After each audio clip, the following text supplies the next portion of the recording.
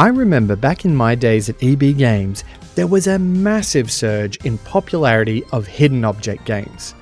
There was the Ravenhurst, Titanic Mystery, and several other titles that showed static images with plenty of items to find, and they were a particular hit with the older crowd of clientele who came into the store.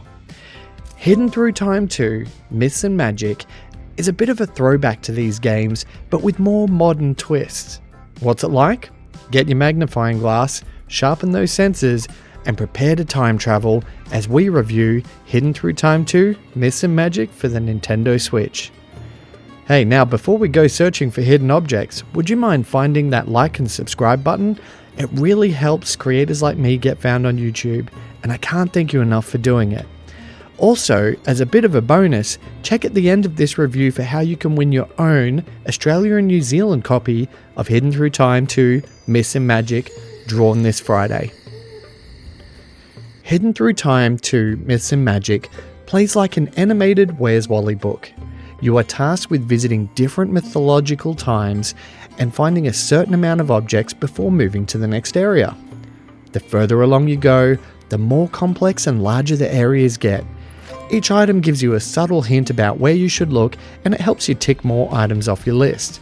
You can zoom in and out on the map and move the camera around, as well as open buildings, so to speak, to take a further peek inside.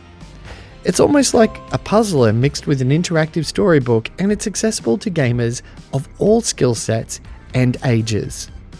The 4 areas you can visit are the Magical 80s, 1001 Nights, Greek mythology, and the Middle Ages, and they're all full of some wonderful pop culture references.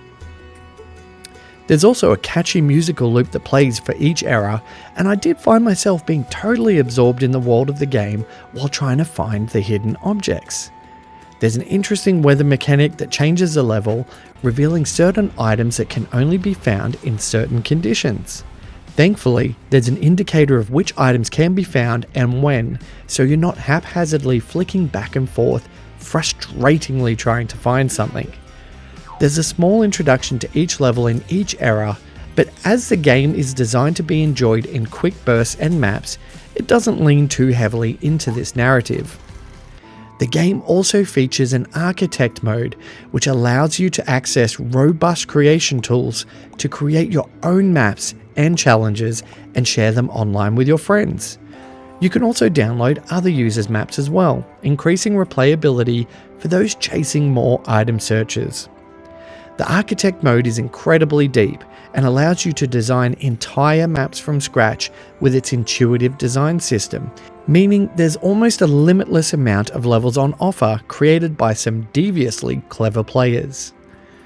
I tested a few user maps out and they were both creative and challenging, which was something I really enjoyed. I did mess around with the creator mode myself, but I did feel like my skills needed a bit more polishing before I shared my creations online. Thankfully, creations uploaded also have a rating system, which helps you filter out the higher quality creations so you can just jump right into some good maps.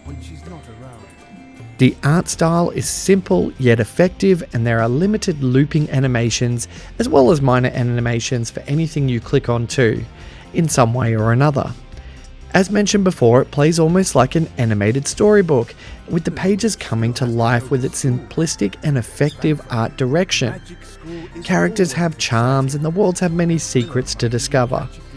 The game runs well, except there is minor hitching when season swapping. As for the rest of the game, it does have a lot of polish. I haven't encountered one bug with the exception of an infinite loading bug, which only happened once and I haven't been able to replicate, so it could have easily been an issue with my SD card. For under $20, there's a lot of gameplay here for fans of the genre, and with the online modes, there's plenty of replayability too. Much like the wonder we had as children when poring over the pages of Where's Wally, Hidden Through Time 2 Myths and Magic manages to capture that same feeling as you spend a few hours discovering items and intricacies in the world of the game. While it may not have a deep narrative or complex mechanics, Hidden Through Time 2 Myths and Magic is a fun game that the entire family can enjoy, with a seemingly infinite amount of replayability thanks to its robust creator mode.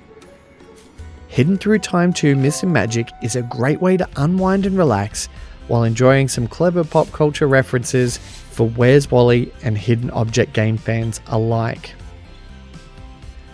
So, what's it like? Hidden Through Time 2 Myths and Magic is like Return to Ravenhurst crossed with Where's Wally.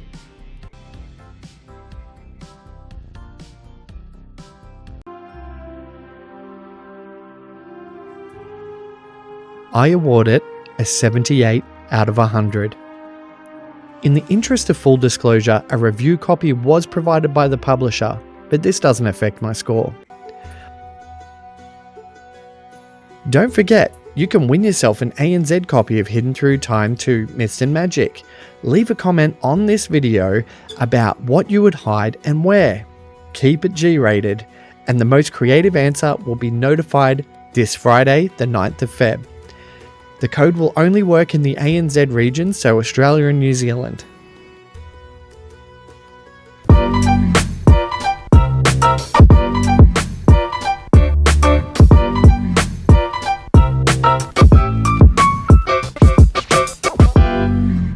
Thank you so much for watching my video. I hope you enjoyed it. Because of amazing people like you, What's It Like is now my full-time job. I also do want to do a special shout out to my Patreons, S Hill, K Skip, and D Kite. I couldn't have done it without your support. Thank you.